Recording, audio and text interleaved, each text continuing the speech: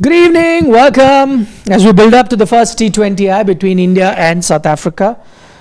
At one point I was a bit confused. I thought it's India versus Australia, considering South Africa have a all yellow kit. And Australia on the other hand turn all green when they play T20s. They kind of swap the color of their jerseys. Anyway, let's talk about what's happened. Nice visuals though. I think there was Brevis and Suryakumar Yadav. They were teammates earlier in the IPL. Mumbai Indians, yes. Before he's moved to now CSK. So they were chatting a bit. Young baby AB and the India's version of 360 degrees. So there is a connection there between the two of them as well. But yeah, the latest is that, no surprises, India have lost another toss. South Africa have decided to bowl first, and that of course will boil down to a bit of dew, as well as chasing seems to be the go-to strategy for most teams in T20 cricket. So it's a good toss then to win. Let's quickly take you through the Indian 11 and basis of the kind of 11 that we had picked yesterday. It's pretty much the same 11 that they've gone with. But I think the 11 that we picked had both Varun Chakravarti and Kuldeep. The second option, we had said that one way of getting an Arshdeep, if you really need another fast bowler, you would have to drop one between Varun Chakravarti or Kuldeep Yadav. That's exactly what they've done. And so they have dropped a Kuldeep Yadav. So let me quickly run you through the 11. No surprises there. It's Abhishek and Shubman Gill. That's opening for them. Suryakumar number 3, Tilak at number 4. Then at 5 you'll have Hardik Pandya. At 6 you're going to have Shivam Dube, or interchangeable. Then at 7 you'll have your wicket keeper in Jitesh Sharma. At 8 you'll have Akshar Patel. 9, 10, 11 are going to be Jasprit Bumrah, Arshdeep Singh and Varun Chakravarti. That's the 11 that the Indian team has gone with. Thoughts? No surprises. I did expect, and frankly, I know Harshit is disappointed that his TC lad Kuldeep Yadav has been dropped, but I had a bit of an inkling that if they dropped one spinner, it would probably be Kuldeep for two reasons. One, because in the series prior to this, Australia, they suddenly removed Kuldeep so that Varun could play all 5 matches. Lest we forget, to get him into shape for red ball. Suddenly out of nowhere he was out of the picture. So I said if you have to drop, you'll drop the player who is already a 2-format guaranteed starter, as opposed to Varun, who's a 1-format player at this point in time. So it had to be him going out. That was the logic. If you ask me personally, I'd always go for Kuldeep over Varun. But I think in T20s, there's not really that much between them that I'd be feeling aggrieved if one gets dropped for the other. I think both are fairly good in the role that they do. If you have to play just one, it can be either or. I'd not be disappointed. I'm a little aggrieved from an India standpoint, not from a Delhi standpoint at the moment. Solely because I think between the two bowlers, there is a lot that separates them. In terms of efficacy, maybe not. But in terms of skill level, I think a Varun Chakravarti still needs the conditions to be more in line with the way that he bowls than a Kuldeep Yadav who can take the pitch out of the equation. Dewy conditions, I doubt. And if the pitch is not dry, I think those are the kind of conditions that a Varun Chakravarti desperately needs to be able to prosper as a bowler. If the conditions aren't dry, I'll be looking forward to seeing how is it that he fares. But between the two bowlers, I think the one who takes the pitch out of the equation has a little bit of more variety. I'd go for Kuldeep over Varun Chakravarti. Varun takes wickets in Kolkata's wicket in the IPL, which is dead as a dodo. Nothing in it for bowlers. No, it's dry wickets were a thing well. 10 years back. It's never been a thing now. For the past 5 years, I cannot recall a time when KKR were producing predominantly spin bowling wickets. Yes, little bit on the slow side on occasion, but then lest we forget, 2 years back, this was the same ground where 260 was chased down with 8 wickets to spare. Conditions, I agree. Kuldeep is someone who doesn't, but Varun doesn't need slow bowling. That's a stereotype from 2020 and 21. Not true.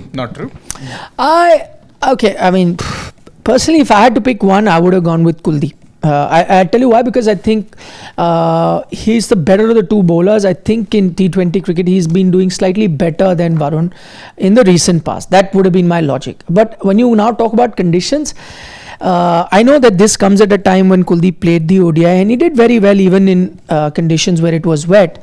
But I would imagine that in wet conditions, Varun might be able to adjust slightly better than Kuldeep, considering he's is more of a seam-up bowler than really a spinner. I mean, that's the kind of bowler he is. So I'm assuming if conditions is something that the Indian team has thought about, that may have tilted the scales in Varun's favour. I don't know. See, we need to hear more from the team management to be able to understand why Kuldeep was dropped and Varun taken. But I just want to pick your brains over here. Think this is more of time management, workload management, or more conditions? No, I think it's not workload anymore. I don't think you're looking at workload now. You've got 10 T20. Because if that's the thing, I'm worried. If this is because see, I think you're only looking at 10 T20 as now, 5 over here, 5 against New Zealand. Correct. This is pretty much giving you the blueprint of how you will be playing your T20 World Cup. Conditions are going to be by and large the same. Just a couple of months down the line, there will be dew as well. And I think that's why we see India move away from their convention of playing with 3 spinners. That is not what they've done today. So I think we're getting to see the blueprint. But am I too happy to note that in dewy conditions there'll be a Varun Chakravarti preferred over Kuldeep Yadav? I doubt if that's making the right choice. I mean, in these conditions, I know he can really see up the pace, slide the ball in through the batter, but but you saw that in a game there, the second ODI, Kuldeep struggled with a bit of dew. First ODI was very good, and I think we praised him for that bowling in the dew. Second ODI he struggled. Third ODI he did very well again. He was your man of the match, if I'm not mistaken. No, he was not. I think Prasid was the man of the match. No, Kohli was. No, Jaiswal. Jaiswal was. 502. Jaiswal was. Kohli was man of the series, but he was your standout performer. But he mentioned, I remember, in that mid-innings break, Kuldeep, that because of the drier ball, he had better control. So again, if I look at conditions, there's not much to choose from. But which bowler would be happier in operating in, or happier is also a relative term, happier in conditions where there's dew? I would imagine Varun will adjust slightly better than Kuldeep. That I think just because of their bowling style, which is different. But having said that, as I said, for me, if you ask me to pick who's the better T20I bowler, I'm going to go with Kuldeep Yadav in general.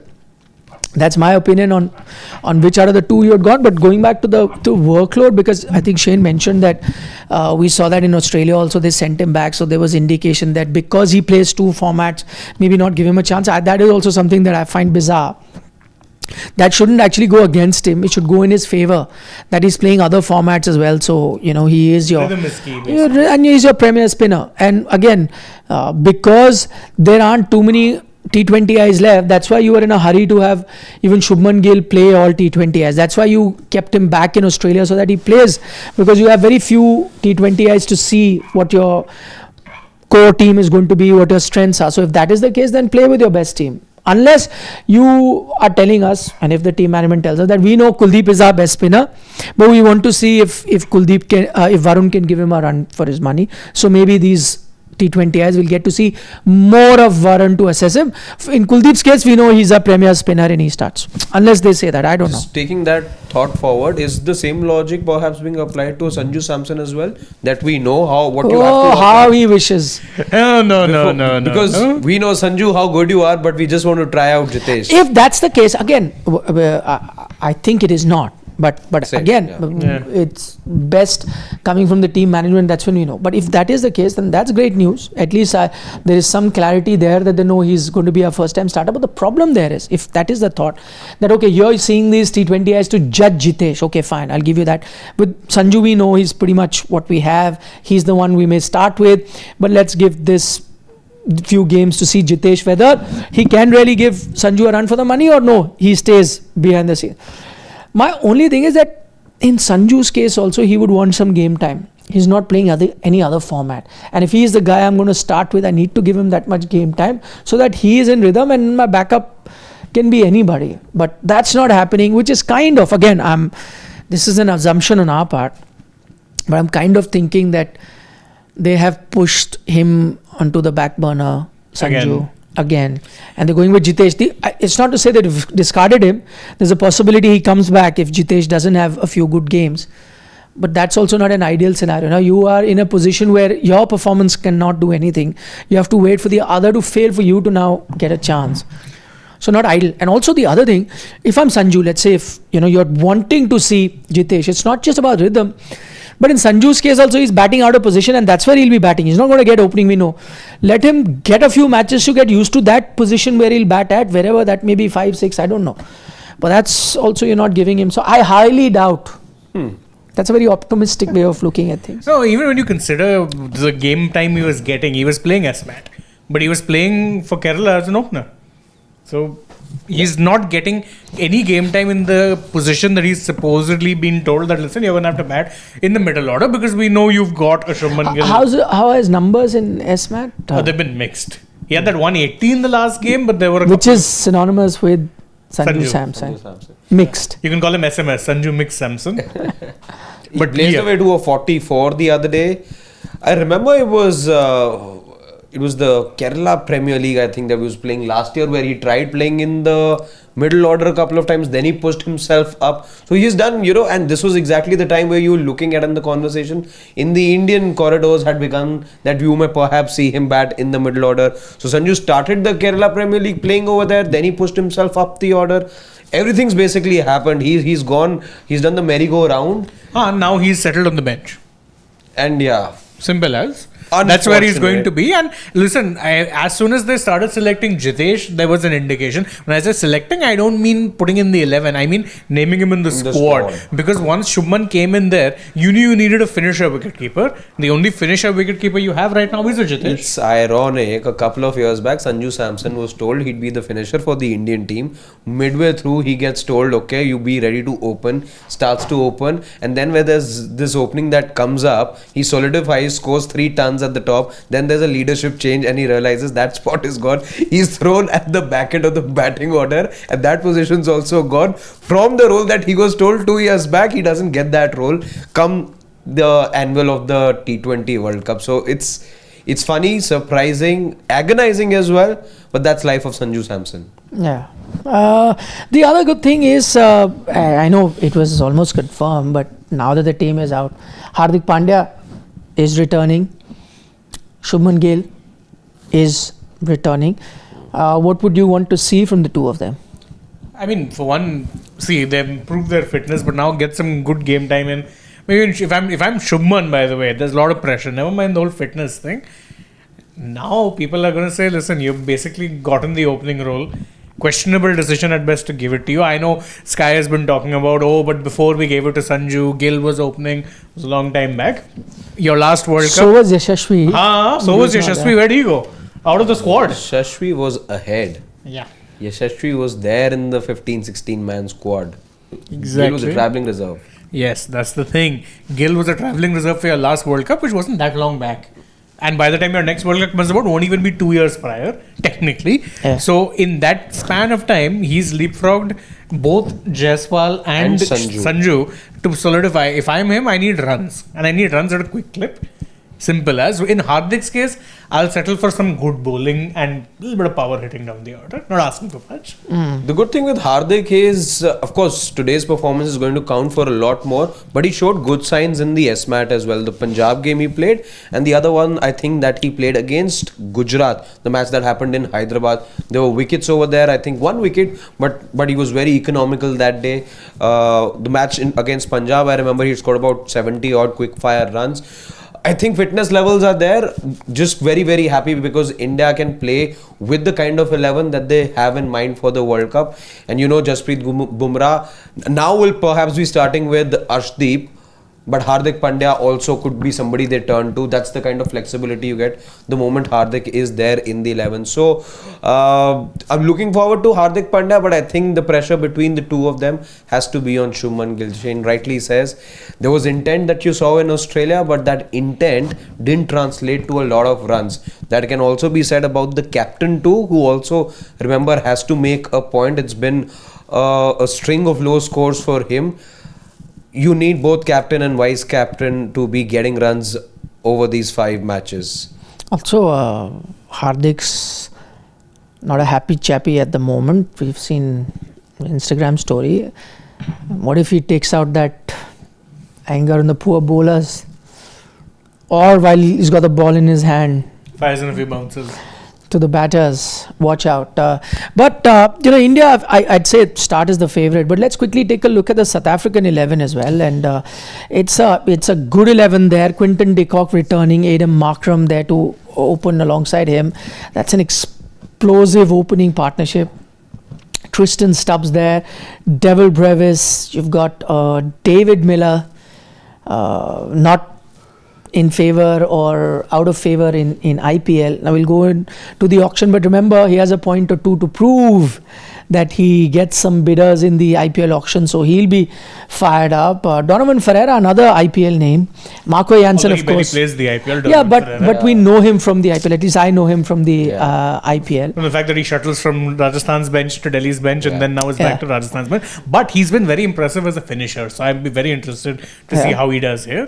Plus you got Marco Jansen, Keshav Maharaj, Lutho Sipamia, Lungi Ngidi and Andrik Nokia. Pretty much a familiar 11. For those of you who watch IPL regularly, majority of those names ply their trade there. So Indian viewers are quite familiar with the South African team. So just looking at the team as a whole, that's a good team. That's a competitive team. Very power-packed team. Their batting only goes till 7, but with the first 7 that they have, phew, good luck. Good luck. It's a very power-packed batting lineup. They only actually will know how to play one way. It's not a single accumulator. Right? I think for a lot of them to prove a point or two, Andrik Nokia as well. Nokia got released, had a very bad season last year with KKR and the year prior with DC. Quinton de Kock released back in the IPL auction, having halved his base price. Last year was at a base price of 2 crores, this year going at 1 CR. Other than that, though, see David Miller again. Yeah. Another one who'd be wanting to prove a point. I think Lungi got released by RCB or no? They kept him. Lungi, I think they've kept. Good. Because again, he's someone who's really improved a lot in recent times. So Donovan Ferreira, another one to move from the bench to the playing 11. Exactly. He would be wanting, he'd be keen to actually try and get his name in there. And RR, we know, have had some issues with finishing. If he can show a couple of good games here, RR just have a ready-made option there and then. That's true. Yeah, they'd want to be seeing probably different faces on the finish line. It was far too often that you had Shimron Hetmeyer and Rian Parag. And Dhruv Jurel as well. And Dhruv Jurel, that combination just did not work out. So perhaps they'd be hoping to see. Now they don't have a Sanju Samson anymore. So they'd be wanting new faces anyway. Yeah. He was there but not playing, injured. Was he injured or not now? Now you start wondering. Considering it was after the last game only, apparently he went and told Ara that boss, I'm tired. Injured or not, he was not happy for sure. Yeah, he was not. There's a clip of his in that dugout, that super over. Delhi match. Yeah. And Rian had taken over. No. There was a full huddle and they were all discussing everything and he was on the side. And I remember one player calling him and he said, let them. You can see that. Mentally checked out. Yeah. I think he felt that he was being sidelined. He was being ignored for whatever reason. It wasn't just him. The whole of last year, it wasn't a happy place to be in that Rajasthan Royals camp. There's another India player over there who thought had merited to be in the conversations when they were talking about change of leadership or whatever it may be in terms of taking the franchise forward. Once Sanju had gone out of favor, the other one also, I hear, was aggrieved. So all in all, it wasn't a happy house. Yeah. Okay, let's take a few comments before. Justice for Sanju Samsung, I see. But it's a very valid comment. My point is, it doesn't come as a surprise. I think we all knew what was going to be the team like. Wait until Rituraj Gaikwad gets dropped from the ODI side. CSK fans are going to turn into the Justice League. Shivraj Singh says Sanju should play at 3, then Sky, Tilak, Hardik. So batting order looks strong and finisher Hardik plays a big role. Yeah, but I don't know whether they'll do that. I highly doubt. Because then 6 for Hardik, 7 for Dubey. Yeah. And then you don't need Jitesh then. But 6-7 for Dubey and Hardik is too low. You think because it will be 5-6? Yeah, but Shivan Dubey was playing I think 4 for India in the World Cup. He used to play 4 for India in for CSK. He's 3 or played. 4 he used to come in. So he's played top order suddenly. Batting orders. Now to everyone, na. And I think you need him. I think why you need a Shivam Dube at that 4 odd spot, because that's when the spinners operate. He's mostly tried to. The death again, you have fast bowlers, and the start you have. So that middle over phase is where he's. I mean, he can be destructive all throughout, but that I think is his strength. Of course. Take on the spinners. So you need him there. I guess. You've got Sarath asking the golden question, which a lot of us were saying. How many more chances for Gill? If he fails 3 more games, will you bring back a Sanju and drop Gill? Glad that they're playing Arshdeep at least, because that sorts out your death overs, and Bumrah can then bowl 2 in the power play. That's absolutely right, but I think 3 matches too less for Shubman Gill. You perhaps going all the way. I don't think one bad series also changes anything in the minds of the higher ups. You're definitely trying out these 10 matches, and perhaps even then may not be convinced. That's true. I agree. Ashish Chandelier says his captain favourite plays such a huge role that Tilak always retains his place even after mediocre series lately and takes ball to gear up. And Boss, he won you the Asia Cup. And look what progress Tilak's made, yaar. And before that, he had some 200s or 300s that he had hit. No, I disagree with this. I understand the whole MI connection, and I do not like the fact that Rinku Singh has gotten dropped. But Tilak Verma has nothing to do with that, I promise you. Shubman Gill does. Yeah, that's more than one person that's affected, because of the whole combination's gone ho raha hai. I'll also join the Justice League, Justice for Rinku. Siddharth wants to know view on Salah bombshell. Yeah, I think it was. I mean, to say it openly like that. So he, from what I've He heard, says he's thrown me under the bus, and he's also thrown the manager he's under thrown the the bus. manager and the club, everyone under the bus. Everyone, And the funny part was that apparently the thing was that, see, this is done in what, for those of you who don't know, it's there's something called, within stadiums called the mix zone. So this was an interview given in the mix zone to one random Norwegian journalist. It just happened that there were like 7, 8 others, and so the people were saying that he was basically going out there and just waiting the first journalist to see it go. Because he went off. And listen, I'm all for legendary players and players having that bit of ego, but no player is ever bigger than the club. It never is going to be that way. It never should be that way. So with Salah, that's very disappointing. The But then moment he rattled off whatever that he did, there was no way you're going to get included in the squad. Although I would say great on Arne's part that he still yesterday I think gave that comment where he said the channel's still open, and if he wants to, again, he was being a statesman. obviously, He was being a That's statesman. how coaches Exactly. need to But be. he did the right thing by not GG adding take fuel note. to fire. By not adding fuel to fire. That's how coaches. Now this is exactly how that whole episode between Ronaldo and Ten Hag was different, because both were ready to be combative about each other, and then the podcast that came, which could also now be signs for us, and everyone's making those jokes that Salah's made all these comments. Perhaps you see Piers Morgan interview him next. Yeah. No, but with Salah, he's not someone who's that interview friendly. If he does, it's mostly to Egyptian channels. The only thing, point being, again, the script's exactly the same. Again, the fallout. Okay, Priyanshu says main South Africa bowling is even stronger. Rabada, Berger is not playing. Even rested Corbin Bosch and Sipamla they're playing today. Yeah, this Sipamla is an interesting case. Yeah. I'm not very familiar with him. So, like to see how it is that this player goes. Yeah. Sachin Tendulkar P7J says this team doesn't give confidence if there is a top order collapse. What is the problem with playing Sanju, Surya and Tilak in 3, 4 and 5 with Hardik and Akshar in 6 and 7? Then we can play Kuldeep for Dube. But Kuldeep for Dube, you want to play 3 spinners. Yeah. No. Rajiv Ranjan saying, Nikhil bro, Gill will score today because today is a flat pitch. Those jokes do the rounds a lot. Yeah, I know. Okay, Nashni says, raise your hand. How many think Jitesh can do the job? I absolutely hate what they did with Sanju. The team was doing well. Why on earth would you change it? That I agree with. I think agree. if it ain't broke, don't fix it. And you've just come in and brought a fix, by the way, which basically ended up costing 2 different players their positions. So I don't understand. See, Jitesh Agreed. definitely comes with the capability, but so What does did they do Sanju. in that rising start? His and star the fell. super over. Didn't rise. And that super over shot of his, my goodness. This. Yeah. Oof. That was bad. Malik says, Nikhil sir, KL Rahul or Babar Azam, the better all format batter. That's not a question. KL Rahul. Oh, what an unfair comparison. Also. If you're asking T20 batter, there's still maybe some wiggle room that you can have a debate. There's still some wiggle room. but Still some wiggle room. My point is all format, no. How? This is degrading KL Rahul, yaar. Yeah, but Babar was at one point considered five. in the Fab 4, Fab 5. That whatever. point was also 2.5 years back. No, I 3 agree. years back. I agree. But KL never made that cut.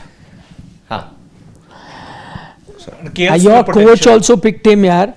Between Rohit Sharma, who will be the highest run scorer in 2023 World Cup at that time.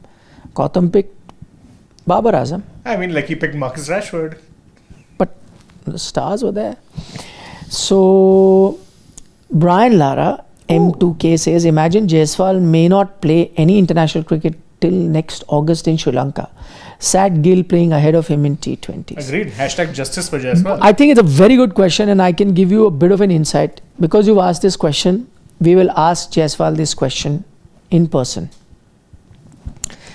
Because you asked this question, I make a promise to you guys, we will ask this question to him in person tomorrow. Tomorrow? Day after? Tomorrow. Let's ask him tomorrow. So this is a promise from me.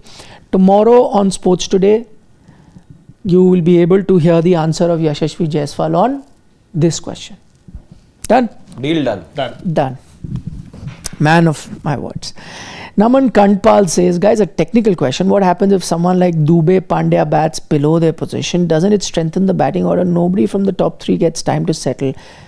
Has SA prep started? It's 2 questions. I do agree with this first point. Is that if you're picking your best batters and telling them all to bat the same way, then basically you've nullified batting positions, which is exactly what the coach keeps saying. Yeah. And it's something we've seen even, dare I say, Pakistan try. We saw them do it in the Asia Cup. They were just picking their best batters and telling them to bat whatever. They're raping India.